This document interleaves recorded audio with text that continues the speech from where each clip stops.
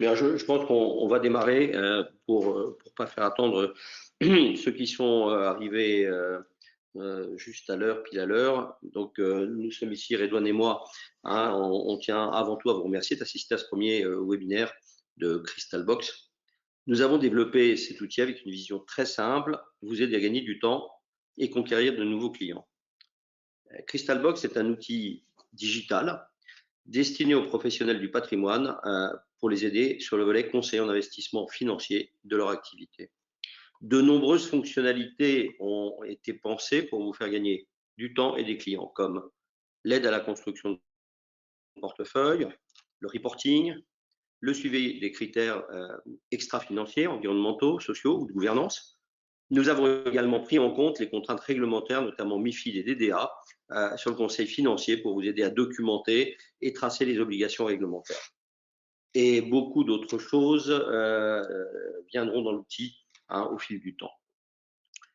On va passer 15 minutes ensemble pour vous faire découvrir Crystalbox, en particulier à travers le diagnostic de portefeuille. On se présentera rapidement et on fera une démo pendant laquelle vous pourrez nous envoyer des questions. Ça devrait durer une grosse dizaine de minutes. Ensuite, on passera à la session questions. Pourquoi avons-nous choisi de présenter d'abord la fonctionnalité diagnostic? La réponse est très simple. Parce qu'elle intervient au tout début du parcours avec un prospect et parce qu'elle est au centre de vos préoccupations en permanence pour vos clients, en particulier lorsque les marchés sont incertains et compliqués, c'est-à-dire tout le temps. Ce diagnostic nécessaire permanent nous paraît donc essentiel pour répondre à la première des priorités de la plupart d'entre vous, consolidation de votre croissance et la croissance de votre activité. En peu de mots, il s'agit de faire le diagnostic d'un portefeuille financier, d'analyser ce portefeuille dans sa globalité, puis de rentrer dans le détail grâce à une notation, enfin de l'optimiser, et tout ça en quelques clics. Vous avez sans doute vu le titre sur la vidéo d'1 minute 30 qui accompagnait l'invitation. Quand vous vous familiariserez avec Crystalbox, vous verrez que ça vous prendra vraiment moins de 5 minutes pour réaliser tout ça. Je m'appelle Michel Escalera, j'ai passé près de 30 ans dans les métiers de la gestion d'actifs en France et à l'international et j'ai eu le privilège en France de participer au lancement de Fidelity et donc de connaître très bien l'univers des conseillers en gestion de patrimoine et des banques privées. Je suis aujourd'hui ici avec Redouane Zad. Redouane, je te laisse te présenter. Merci Michel. Bonjour, je suis Redouane Zad. J'ai travaillé sur les marchés comme gérant de portefeuille pendant une quinzaine d'années. Dans mon dernier job, j'étais chez Amundi, j'étais responsable de l'équipe de gestion des produits structurés vendus dans les réseaux Crédit Agricole, LCL et les différents réseaux partenaires d'Amundi. Dans mon métier, je faisais beaucoup de simulations et de backtests de stratégie et je manipulais beaucoup de données. Ça me prenait énormément de temps et ça ne me laissait pas assez de temps pour se concentrer sur les tâches à forte valeur ajoutée. C'est de là où est venue l'idée Crystalbox, sortir une technologie pour assister les professionnels de l'épargne sur les tâches chronophages afin de leur dégager du temps pour les tâches à plus forte valeur ajoutée. On a voulu d'abord créer un outil technologique pour simplifier le process et gagner du temps, pour construire et améliorer les portefeuilles et bien évidemment pour générer des reportings sur mesure et en automatique. Quand Michel nous a rejoints, on a enrichi la plateforme par des services de gestion de la relation client pour l'orienter un peu plus vers la recherche d'une satisfaction du client final. Sur Crystalbox, le client est au centre. Le produit ne vient qu'après, en réponse aux besoins du client, bien évidemment. Donc concrètement, comment ça marche? Je vous propose de passer à la partie démo et de nous envoyer, si vous avez des questions, les mettre sur le chat de l'application GoToWebinar. On va prendre le temps d'y répondre à la fin de la session. Donc, vous rencontrez un prospect. Donc, on va aller sur Crystalbox. Donc, vous rencontrez un prospect. En plus de votre analyse patrimoniale approfondie, bien sûr, vous souhaitez lui faire un diagnostic de son portefeuille financier. Donc, vous avez la possibilité de faire ce diagnostic directement sur votre compte. Mais ce qu'on vous propose, c'est de créer une fiche client par l'entrée d'un mini CRM pour pouvoir suivre le client et conserver tous les documents qui reprennent l'acte du conseil. Donc, créer une fiche, c'est très simple. Donc, vous allez sur profilage nouveau client, vous rentrez le nom du client, vous rentrez une adresse email, n'importe, et vous rentrez la devise du client. Vous sauvegardez, votre fiche client est créée. Donc, il faut rentrer dans ce cas le profil de risque du client. Donc, vous allez sur éviter et vous cliquez sur profilage de risque. Vous avez deux manières de le faire. Soit vous ne connaissez pas le profil de risque du client. Dans ce cas, vous avez un questionnaire complet et réglementaire qui vous permettra d'identifier le profil de risque du client. Soit vous connaissez déjà le profil de risque du client. Par exemple, on va dire notre client Jean-Michel, il est profil équilibre. Donc, vous rentrez par ce bouton-là, choisir un profil, et là, vous avez les 7 profils réglementaires. Vous choisissez votre profil, donc profil équilibre. À droite, vous avez un tableau qui va vous aider à confirmer avec le client qu'il se projette bien sur ce profil de risque. On va revenir sur la partie profilage de risque dans un prochain webinaire dédié au parcours client sur Crystalbox. Une fois le profil est confirmé, vous n'avez qu'à mettre à jour et donc votre fiche client elle est complétée par le profil de risque à droite qui est un profil équilibre 4/7. Bon, maintenant, on peut rentrer dans le diagnostic à proprement parler. On va sur la fonction audit de portefeuille. Là aussi, on saisit quelques informations, le nom du client ou le nom qu'on veut donner à cette simulation. On choisit le type de contrat. Imaginons qu'il s'agisse d'un contrat d'assurance vie. Si vous faites ça, il va falloir ensuite choisir quel contrat. Ici, pour rester totalement neutre, nous avons choisi l'univers d'un grand assureur de la place que nous avons appelé Meilleure Assurance Vie. Le plus probable, c'est que vous choisissiez plutôt le contrat au sein duquel est logé le portefeuille que vous analysez, car vous cherchez à améliorer le portefeuille au sein du même contrat. Nous avons bien compris que si nous optimisions dans l'absolu, c'est-à-dire hors contrainte d'univers, ça peut être trop large et surtout inutile si les algorithmes ne peuvent pas proposer des fonds qui permettent d'améliorer le portefeuille à l'intérieur d'un même contrat, sauf évidemment si on est dans un univers luxembourgeois. Nous n'avons plus qu'à saisir un montant. Par défaut, l'outil propose 1 000 €. Nous, on va être fou, on va mettre 1 million. On valide. L'outil nous amène sur l'écran suivant. Le portefeuille est initialisé ici avec 100% d'actifs investis en fonds euros. À gauche, je vois 3 jauges calculées sur des horizons de placement différents, 1 an, 3 ans, 5 ans, depuis le début. La première indique la performance sur plusieurs échéances. La seconde, elle permet de voir quel est le niveau de SRRI du portefeuille. La troisième, ici, indique la perte maximale. Comme on est sur un profil euro, la perte maximale est donc à 0.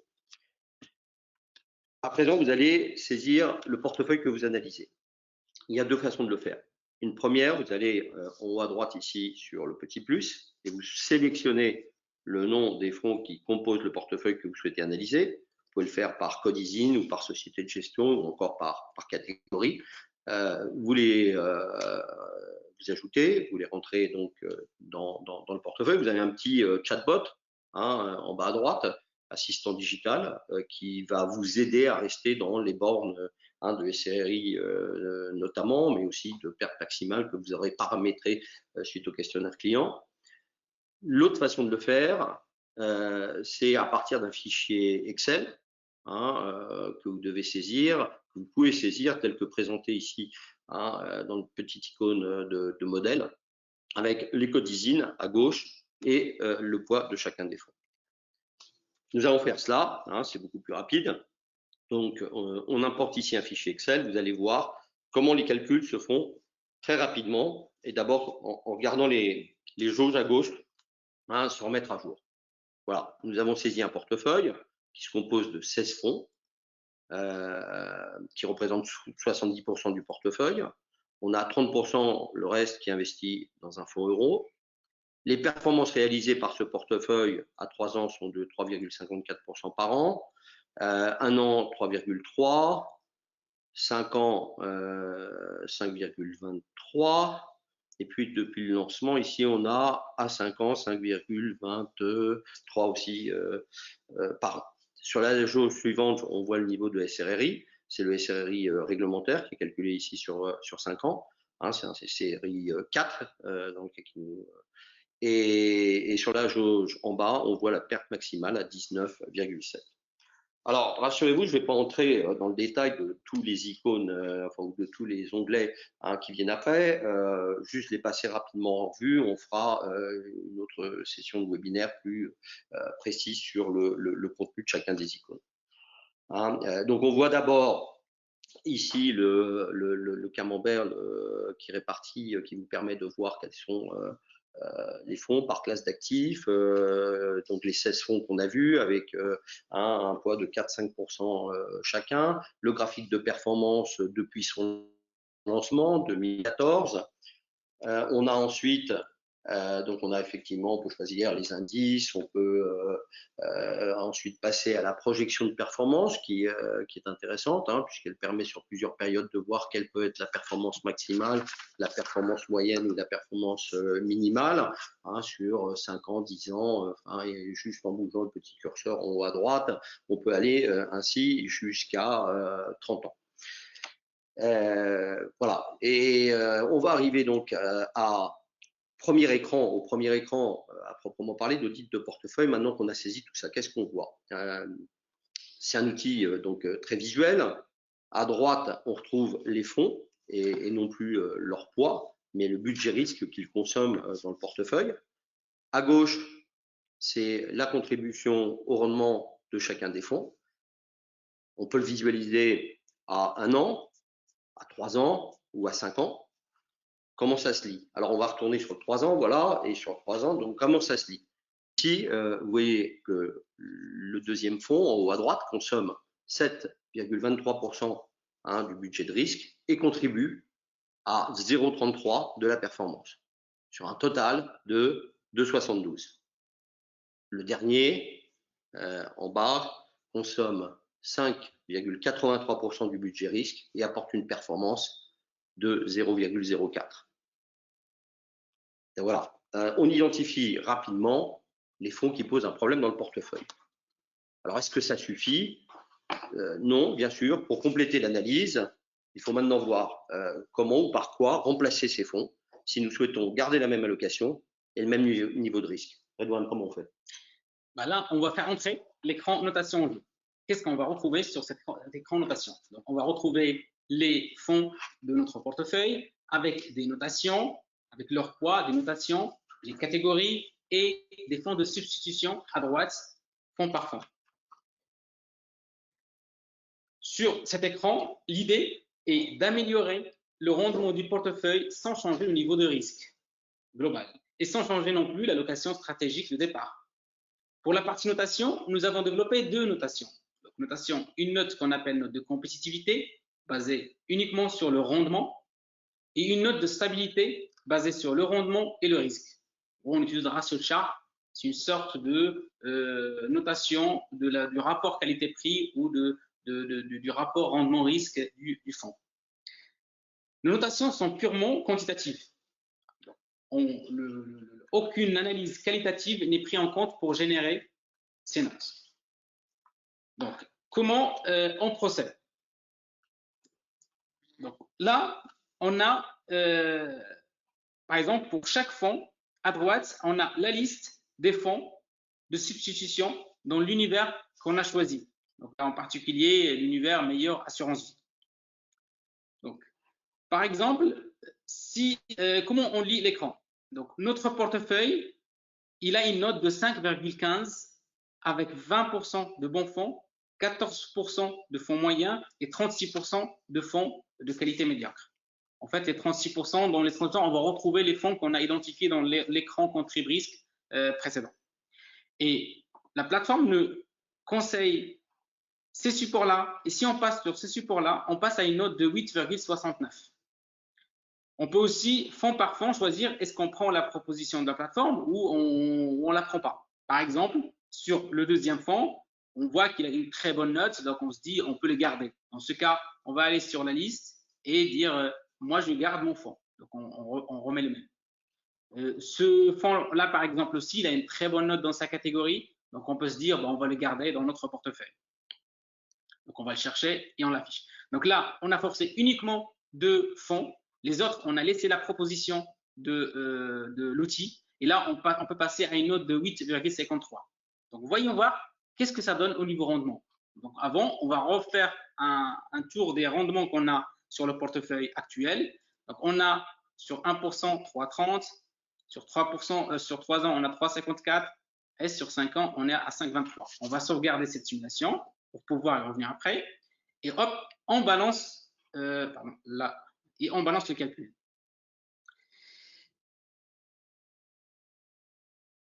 Et donc là, on voit le résultat est spectaculaire sur le rendement. On passe sur 1%, on passe de 3 à 12,73.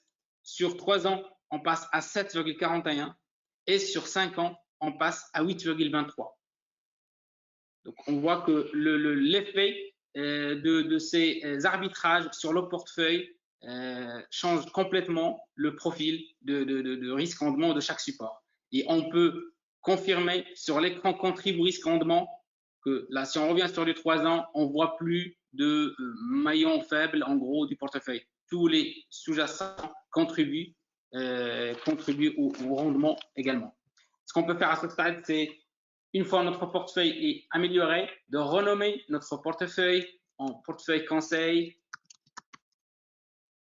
et on génère un rapport de diagnostic et de conseil qui va tenir sur une dizaine de pages et voilà, qui est nommé portefeuille conseil et qui tient sur une dizaine de pages avec tout ce qu'on a vu ensemble, avec toutes les propositions d'arbitrage et avec tous les calculs des indicateurs de risque et de performance.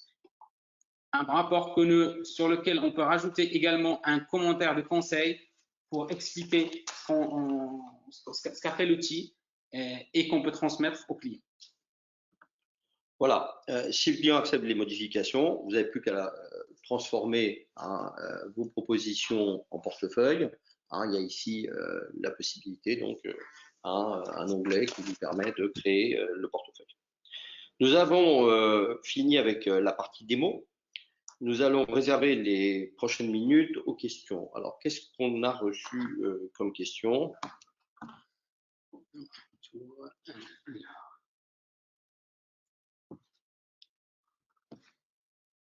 Donc, on a une question. Est-ce que je peux diagnostiquer des portefeuilles qui contiennent des SCPI ou des titres vifs, des actions? Oui, effectivement, on peut diagnostiquer des portefeuilles avec tout type d'actifs financiers, donc qu'ils soient fonds, actions, produits structurés, SCPI, SCI, OPCI. Il suffit de rentrer les codizines des titres. Et si les titres n'ont pas de codizine, comme par exemple les SCI ou les SCPI, ils n'ont pas toujours des codizines standard marché, il faut aller chercher le codizine sur la plateforme. Et dans ce cas, vous avez sur le module fonds, vous pouvez aller chercher par exemple là les SCPI.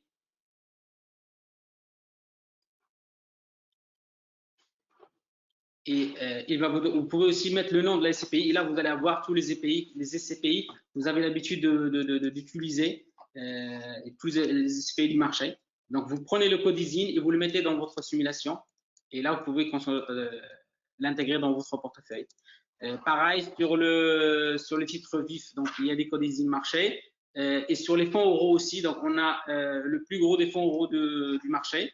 Et directement dans les univers des assurances vie qu'on a définis. Donc, vous allez chercher le codizine ou le code interne de Crystalis sur le produit, vous l'intégrez et vous pouvez faire votre simulation.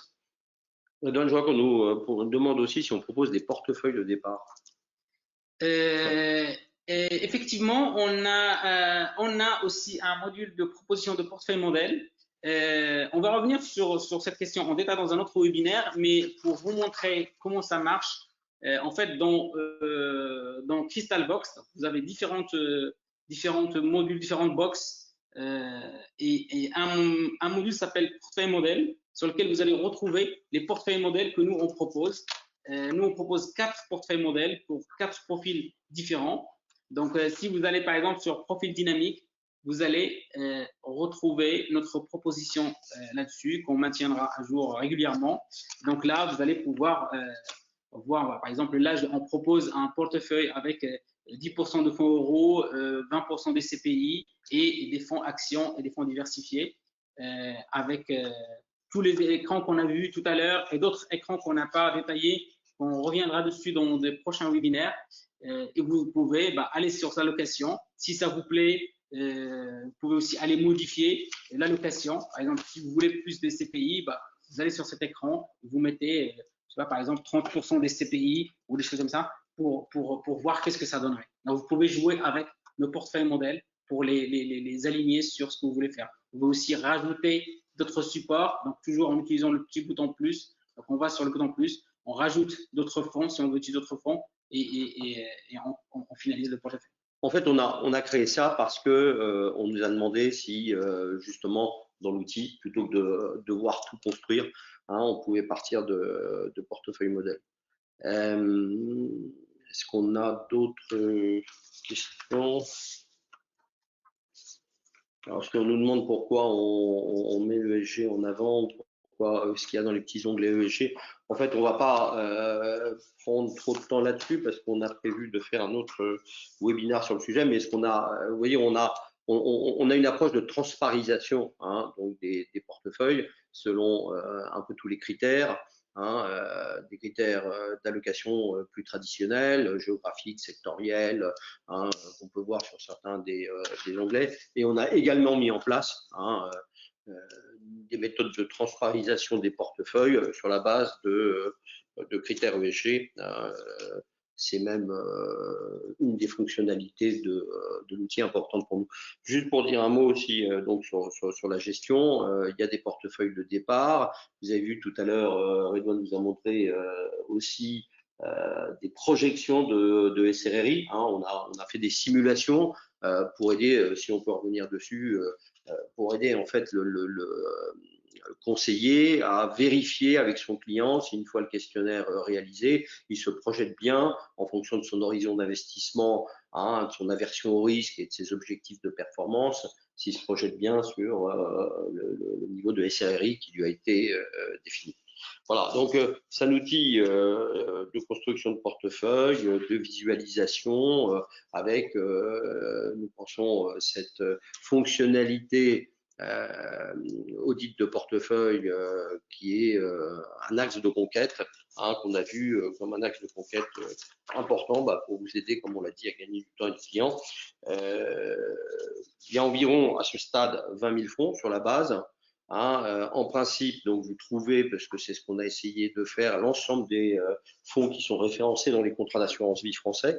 On prétend pas que ce soit exhaustif et on a mis 20 000 fonds, comme je disais, sur 620 contrats à peu près. S'il manquait des fonds, quand vous essayez de faire des simulations, il suffit que vous nous envoyiez le code ISIN du fonds qui manque, on met à peine 24 heures à le saisir. Juste pour la partie client, donc une fois le conseiller peut aller sur l'onglet mes clients et retrouver en fait ce qu'on a mentionné tout à l'heure, donc un historique de tout ce qu'il a rentré pour son client particulier. Donc là, par exemple, sur le client Jean-Michel qu'on a créé, c'est pas lequel de ces, c'est celui-ci. On va pouvoir retrouver les simulations qu'on a créées pour le client. Voilà, c'est celle-ci. On va pouvoir retrouver les clients, voilà, ça c'est la client qu'on a fait pour la simulation qu'on a fait pour le client en question. Donc on va pouvoir retrouver les simulations, et on va pouvoir retrouver aussi les portefeuilles que le client a confirmés avec l'historique du conseil qui a été effectué sur ce client ou sur ce portefeuille en particulier. Je vois qu'on a à peu près consommé le temps et il vaut mieux finir un petit peu avant qu'un petit peu après. Donc avant de finir, je veux juste rappeler qu'on est encore une start-up, donc qu'on a encore de nombreuses choses à apprendre, qu'à ce stade on peut améliorer beaucoup de choses, tant sur la forme que sur le fond. Et là-dessus, nous comptons sur vous pour nous faire remonter vos observations, vos critiques, vos idées d'amélioration. Les retours sont en tout cas extrêmement importants. Nous vous proposons d'essayer l'outil car c'est la meilleure façon de voir si vous avez envie de vous l'approprier ou pas. Et je vous rappelle, enfin oui, si vous essayez l'outil, évidemment, nous allons vous accompagner avec quelques tutoriels qu'on a mis en place, mais surtout, on va se montrer extrêmement disponible parce que c'est vraiment important pour nous que vous sentiez que cet outil peut vous faire gagner du temps et des clients puisque c'est notre objectif et c'est ce qui permettra aussi notre réussite. Merci, très bonne journée, à très bientôt. Merci, bonne journée.